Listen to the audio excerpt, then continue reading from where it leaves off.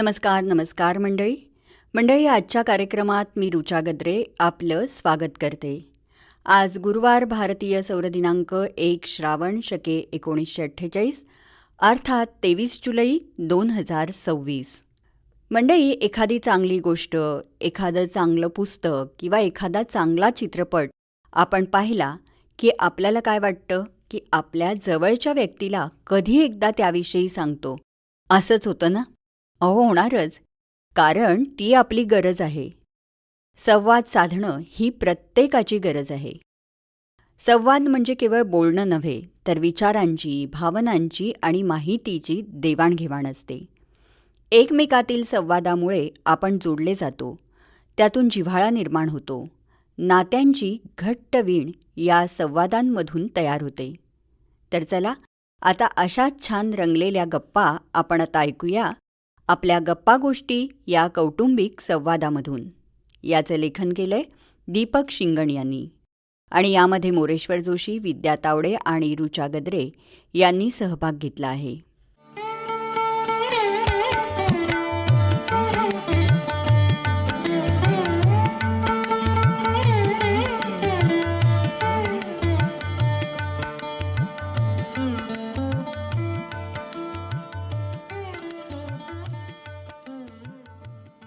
मायनू हे घ्यावा.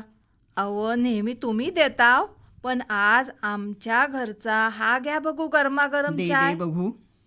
आणि काय अव, आज त्या पेपरमध्ये एवढं मन लावून वाचतावाय काय? आज तुमच्या चेहऱ्यावर लय मोठी खुशी दिसते. हा इतकी काय मोठी आनंदाची बातमी आली की काय व आपल्या रत्नागिरीसाठी एवढं काय हाय? अगं लक्ष्मी, ही नुसती गुड न्यूज नाही हं, तर आपल्या अख्ख्या रत्नागिरी जिल्ह्याचं नशीब बदलणारी बातमी आहे ही. काय सांगतावाय काय?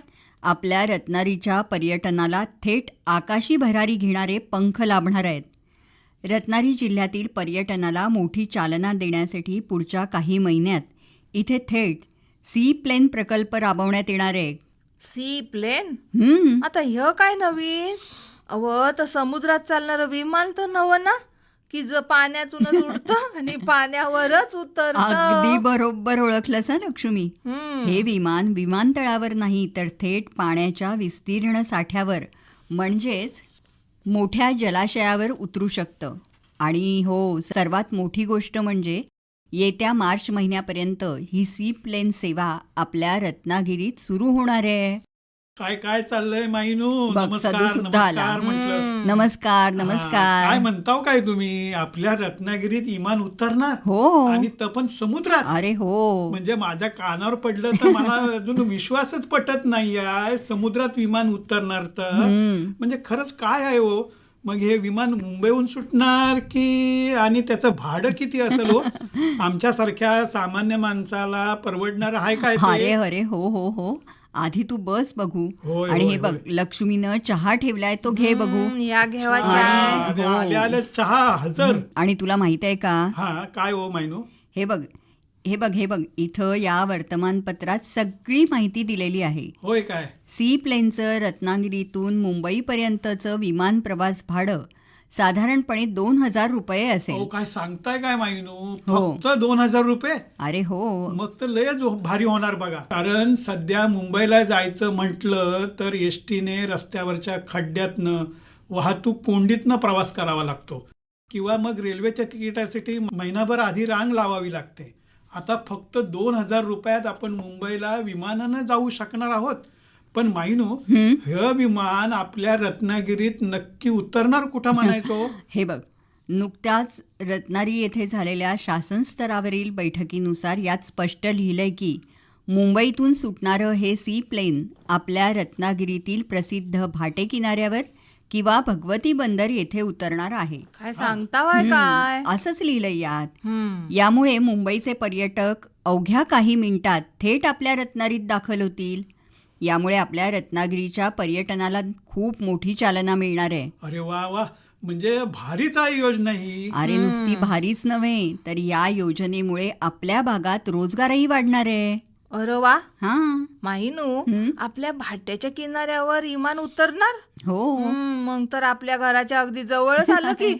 आणि असं झालं तर तर आपल्या गावातल्या लोकांची हॉटेलं, खानावली, रिक्षावाले आणि आपल्यासारख्या शेतकऱ्याचा हापूस आंबा आणि शिवाय काजू आणि कोकम सरबत इकाया लय मोठी बाजारपेठ मिळणार. अगं का नाही मिळणार, नक्कीच मिळणार. लक्ष्मीन सगळी गणित सांगून टाकला. हम्म. लक्ष्मी आणि माईनू, मला तर आता एक मोठी काळजी वाटायला लागलेली आहे. आता ती कशासाठी म्हणायची? अहो माई, पर्यटकांच्या रूपात येणारे पाहुणे वाढणार, हा, पर्यटन वाढणार. बरोबर. हे आपल्या जिल्ह्यासाठी लय चांगलं आहे. मग? पण बाहेरून येणारे हे पर्यटक लोक शिस्तीत वागतील काय? घ्या हा. आता. कारण आत्ताच बघा, चौपाटीवर किंवा धबधब्यांवर गेलं की तिथं लोक प्लॅस्टिकच्या बाटल्या आणि नको असलेल्या बाटल्या कचरा म्हणून घाण करून ठेवतात.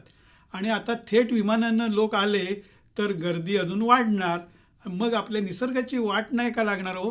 सदू, अरे खरं तर तू एकदम लाख मुलाचा आणि विचार करण्यासारखा मुद्दा मांडलायस. हां, पण सी प्लेन येणं ही रत्नागिरीसाठी अभिमानाची गोष्ट आहे. त्यासोबतच आपल्याला पर्यटन वाढवावं लागेल. जर पर्यटक वाढले तर समुद्रकिनाऱ्यांची, भगवती बंदराची आणि भाटे परिसराची स्वच्छता राखणं ही केवळ प्रशासनाची नाही तर आपण स्थानिक नागरिक आणि येणाऱ्या पर्यटकांची सुद्धा जबाबदारी असेल. बरं, वय वय माईनू, तुम्ही बोललाव तर अगदी मनाला पटलं बघा. पटलं ना? आता बघा, पावसाला सुरू झाला की लोक आपलं रत्नागिरी जिल्ह्यातील धबधब्यांवर, धरणांवर आणि इथल्या समुद्रावर कशी हुल्लडबाजी करतात. त्या दिवशी मी विहिरीवर गेले होते आणि तिथं बाहेरून आलेली काही मुलं गाडी लावून मोठ्या आवाजात गाणी वाजवत होती. काय सांगतेस? आणि हुसकावून लावल्यावर उलट आमच्याशीच हुज्जत घालाया बसली होती. हो ना ग लक्ष्मी. मागच्या हप्त्यात त्या शेजारच्या धबधब्यावरती पाण्याचा प्रवाह अचानक वाढला तर 2 सुशिक्षित मुलं सेल्फी काढायच्या नादात वाहून जाता जाता वाचली बघा. प्रशासनानं तिथे धोक्याचे फलक लावलेत, पोलिसांनी बंदी घातली आहे, तरीही लोक ऐकत नाहीत. हो रे. आता सी प्लेन आल्यावर तर लोकांची भाटे किनाऱ्यावर किंवा भगवती बंदरावर अशीच हुल्लडबाजी जर केली नाही तर समुद्राच्या सुरक्षा दोरखंडाच्या पुढे जाऊन पाण्यात उड्या मारल्या तर अपघातांची संख्या वाढेल नाही काय? अरे अगदी बरोबर आहे तुझं. म्हणूनच या विकासासोबत आपल्याला प्रभावी प्रबोधनाची गरज आहे. प्रशासनाने सी प्लेन प्रकल्पाची तयारी सुरू केली आहे, पण त्यासोबतच सुरक्षा व्यवस्था आणि कडक कायदेही त्यांना करावे लागतील. पर्यटकांना हे समजवावं लागेल की निसर्गाचा आदर करा. समुद्राला जेव्हा उधाण असतं तेव्हा पाण्यात उतरणं म्हणजे मृत्यूला आमंत्रण देण्यासारखं आहे. संथ दिसणारं धरण किंवा जलाशय वरून जितकं शांत दिसतं ना, तितकंच ते आतून धोकादायक असतं. माईनू, मला एक सांगा. काय बरं? आता बघा, आम्ही राहिलो शेतकरी लोक आणि आम्ही या पर्यटकांना कशी काय शिस्त लावणार? आम्ही काय बोलायला गेलो तर ते म्हणतात आम्ही आमचे पैसे खर्च करून आलेलो हाय आणि आम्हाला काय करायचं तर शिकवू नका. अशा उद्धट लोकांना काय म्हणावं? लक्ष्मी, शिक्षण म्हणजे केवळ विमानाने प्रवास करणं किंवा मोठ्या पदव्या मिळवणं नव्हे, तर निसर्गाची आणि मानवी जीवनाची किंमत कळणं होय.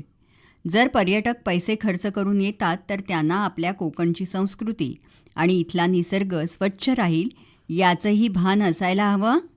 तो खराब करण्याचा त्यांना अधिकार नाही. आता पोलिसांनी आणि प्रशासनाने अशा बेजबाबदार लोकांच्या बाबतीत कडक पावलं उचलायला सुरुवात केलेली आहे. म्हणजे ही समाधानाची बाब यात म्हणावी लागेल.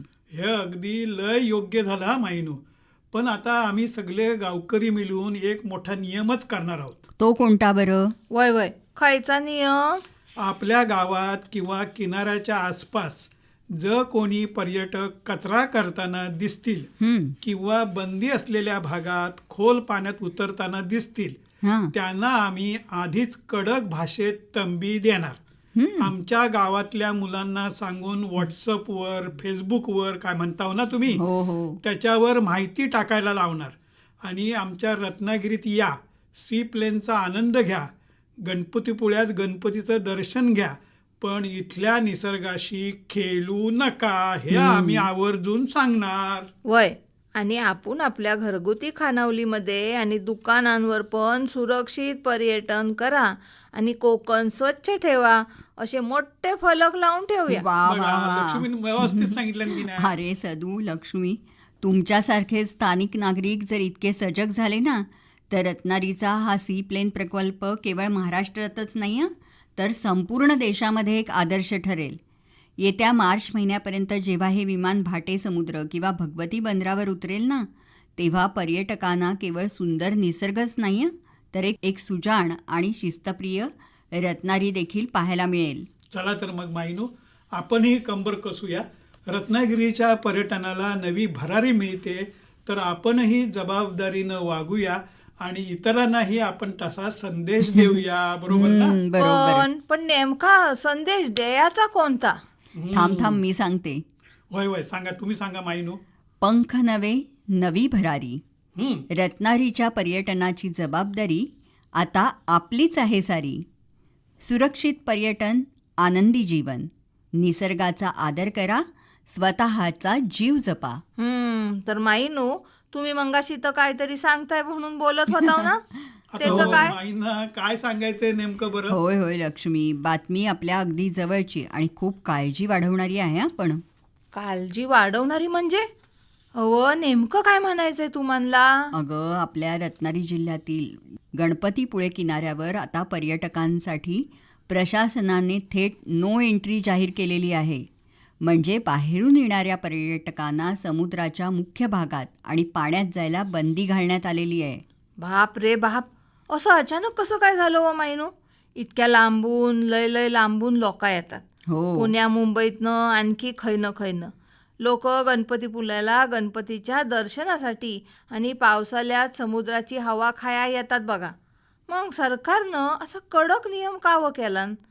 बाळांचा आणि पर्यटकांचा सर्वांचा बघा हिरमोड होणार ह्याच्यामुळं. अगं लक्ष्मी, हा निर्णय वरवर पाहता जरी पर्यटकांना कडक वाटला ना, तरी समुद्राच्या ठिकाणी वाढत्या दुर्घटनांचा जर आपण विचार केला ना, तर तो त्यांच्याच सुरक्षिततेसाठी आणि भल्यासाठी घेतलेला आहे हे लक्षात येईल बघ. खरंय माईनो तुमचं म्हणणं. मला पण पटतंय तुम्ही म्हणताय ते. सध्या पावसाला जोर वाढलेला आहे आणि अरबी समुद्रात उधाणाची स्थिती आहे. लाटांचा वेग, समुद्राची खोली आणि पाण्याची ओढ ही अत्यंत भयानक झालेली आहे. त्यामुळे कोणतीही संभाव्य मोठी दुर्घटना घडू शकते आणि ती घडू नये म्हणून आपल्या जिल्हा प्रशासनाने हा अत्यंत योग्य निर्णय घेतलेला आहे. शेवटी काय, माणसाचा जीव महत्त्वाचा की पर्यटनातील काही तासांचा आनंद? वय अगदी बरोबरच बोलला हो तुम्ही.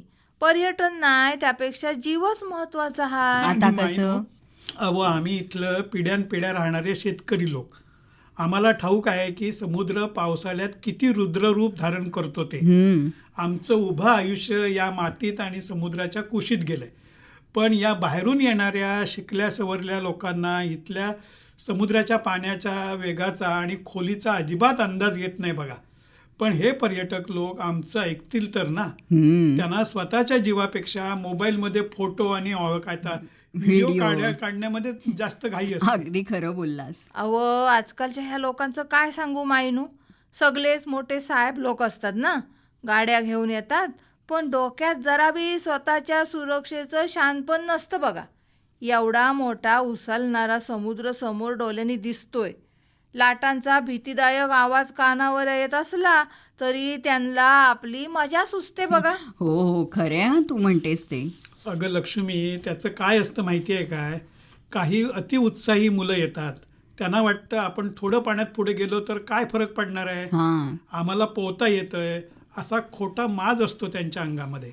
ते मोबाईल बाहेर काढतात, सेल्फी घ्यायला बघतात, सोशल मीडियावरती तर रील काय म्हणताव ना, तर बनवायच्या नादात थेट लाटांच्या तोंडावर जाऊन उभं राहतात बघा.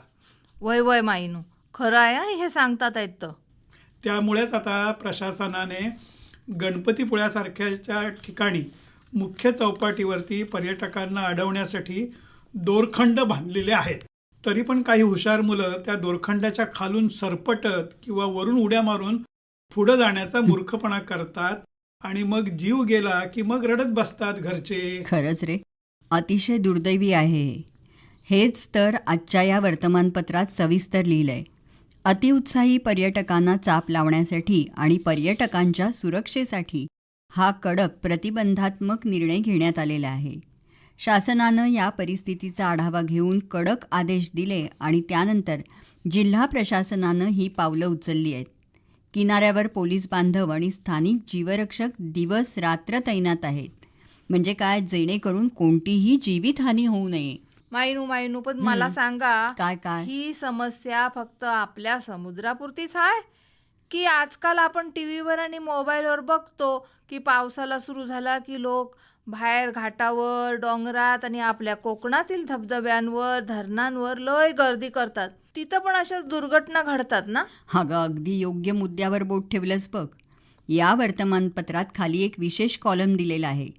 जिल्हा प्रशासनाने केवळ समुद्रकिनाऱ्यांवरच नाही तर जिल्ह्यातील सर्वच प्रमुख धबधबे, धरणं आणि जलाशयांच्या ठिकाणी सुद्धा सुरक्षा नियमांचे काटेकोर पालन करण्याचे कडक आवाहन केलेलं आहे. अनेक ठिकाणी तर गर्दी करण्यास आणि पाण्यात उतरण्यास सुद्धा कायदेशीर बंदी घातलेली आहे. होय होय मायनू, मागच्या आठवड्यात शेजारच्या तालुक्यातल्या त्या मोठ्या धबधब्यावरती काय झालं तुम्ही ऐकलं असेलच ना. काही तरुण मुलं हौस म्हणून धबधब्याच्या उगमस्थानाजवळ अगदी डोंगरावर गेली. तिथं वरच्या बाजूला डोंगरावर अचानक ढगफुटीसारखा मुसळधार पाऊस झाला आणि धबधब्याच्या पाण्याचा प्रवाह एका मिनिटात 10 पटीनं वाढला बघा. त्या पाण्याच्या प्रचंड वेगात 2 मुलं वाहून गेली, पण पुढं काही अंतरावर कशीबशी बचावली. खरंच की काय व?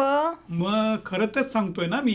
अरे, समुद्रकिनारा असो की धबधबा, अशा ठिकाणी दुस्साहस करणाऱ्या मुलांनी लक्षात ठेवायला हवं की आपली काही वेळाची मज्जा ही कुटुंबाला आयुष्यभराचं दुःख देऊन जाणारी ठरू शकते.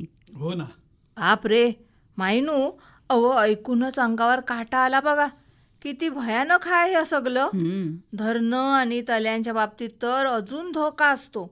वरून पाणी अतिशय संत आणि शांत दिसतं, पण खाली प्रचंड चिखल, वेली, खोल खड्डे किंवा पाण्याचा वेगवान अंतर्प्रवाह असतो. लोक तिथं पण पोया उतरतात आणि गालात रुतून बसतात. हो, खरंय.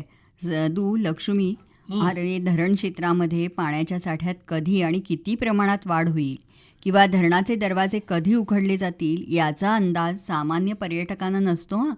जलाशय जितकं सुंदर दिसतं तितकंच ते पावसाळ्यात काय ठरू शकतं मात्र. होय होय मायनू, म्हणूनच प्रशासनानं तिथे धोक्याचे फलक लावलेले आहेत. म्हणजे धोक्याचा इशारा देणारे फलक लावलेले आहेत, कुंपण घातलेली आहेत.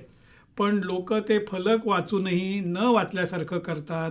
तिथे जाऊन नको त्या गोष्टी करतात, हुल्लडबाजी करतात आणि ही विकृती थांबली पाहिजे म्हणजे पाहिजे. खरं आहे तुझं. शिक्षणामुळे जर माणसाला स्वतःच्या जीवाची किंमत कळत नसेल तर त्या शिक्षणाचा काहीच उपयोग नाही मग. होय ना मायनू, मला एक सांगा, या पर्यटकांना आम्ही कसं समजवायचं तर आधी सांगा. आणि आम्ही स्थानिक शेतकरी किंवा गावकरी लोक जेव्हा त्यांना हटकतो, सांगायला जातो, बाबांनो पुढं जाऊ नका, तिथं खोल खड्डा आहे, पाण्याचा ओढ जास्ती आहे, तिथल्या दगडशेवाळा निसरडा झालेला आहे, तेव्हा ते उलट आम्हा गरिबांना हुसकावून लावतात बघा. वय मायनू. सदू, अरे हाच तर मोठा विरोधाभास आहे. स्वतःला सुशिक्षित म्हणून घेणारी ही मंडळी वागताना मात्र पूर्णपणे अशिक्षितासारखी वागतात. याउलट तुम्ही स्थानिक नागरिक, निसर्गाचा आणि त्याच्या शक्तीचा आपण आदर करतो. शिक्षण म्हणजे केवळ पदव्या मिळवणं नव्हे, तर संकटाची जाणीव असणं आणि सामाजिक नियमांचं पालन करणं. प्रशासनाचा प्रत्येक नियम हा कोणाचा तरी जीव वाचवण्यासाठी बनवला जातो, कोणाचा तरी संसार उद्ध्वस्त होण्यापासून रोखण्यासाठी असतो. जर कायदा आणि नियमांचं उल्लंघन केलं ना तर आता पोलिसांनी कडक गुन्हे दाखल करायला सुरुवात केलेली आहे आणि हे अगदी योग्य आहे. अशा बेजबाबदार लोकांवर कायदेशीर कारवाईच व्हायला हवी. खरं आहे मायनू तुमचं. त्या पोलिसांना आणि जीवरक्षकांना पण स्वतःची मुलं बालं हाय, स्वतःचं कुटुंब हाय. ते बिचारे स्वतःचा जीव धोक्यात घालून मुसळधार पावसा पाण्यात पर्यटकांची सुरक्षा करण्यासाठी तिथं उभं असतात.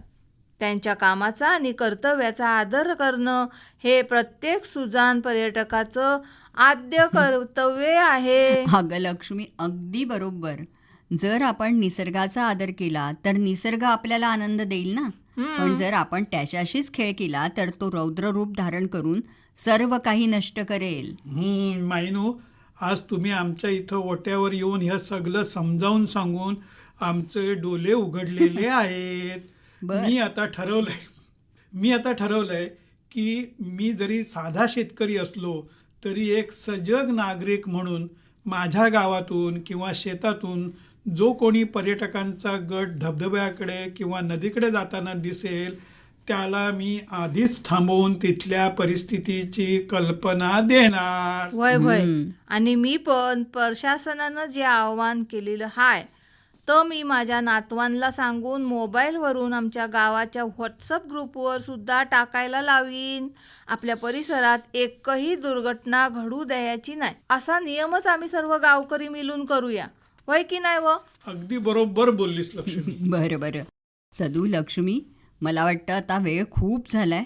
मला निघायला हवं, नाहीतर अण्णा शोधत यायचे कुठे गेली म्हणून. मग काय, बरंच झालं ना.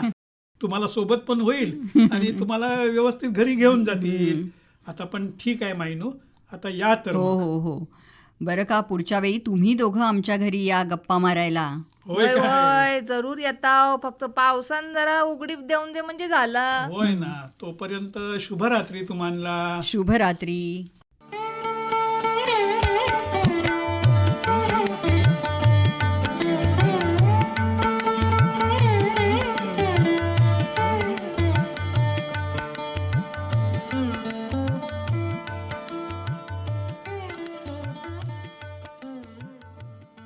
गप्पा गोष्टी हा कौटुंबिक संवाद आत्ताच आपण ऐकलात. याचं लेखन केलं होतं दीपक शिंगण यांनी आणि यामध्ये मोरेश्वर जोशी, विद्या तावडे आणि ऋचा गद्रे यांनी सहभाग घेतला होता. मंडळी, आषाढी एकादशी आता अगदी जवळ आलेली आहे. सगळीकडून वारकरी मंडळी पंढरपूरला विठूच्या नावाचा जयघोष करत जात आहेत. असं म्हटलं जातं, एक तरी वारी अनुभवावी. मंडळी, पंढरीची ही वारी आपल्या महाराष्ट्राची आध्यात्मिक आणि सांस्कृतिक परंपरा आहे. लाखो भाविक या वारीत सहभागी होतात. या वारीत सगळेजण भक्तीच्या एका धाग्यात बांधलेले असतात. मंडळी, वारी हा विषय असा आहे की त्याच्यावर खूप बोलता येईल. पण वेळेची मर्यादा आहे. त्यामुळे आजच्या कार्यक्रमातून मी ऋचा गद्रे आपला निरोप घेते. नमस्कार.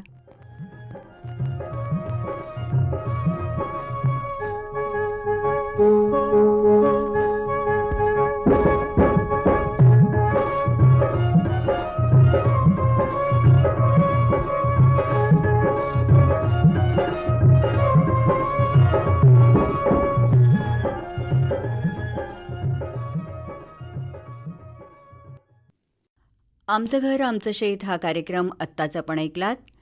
या कार्यक्रमाचं निवेदन केलं होतं ऋचा गद्रे यांनी आणि सादर करते होते विवेक वानखडे.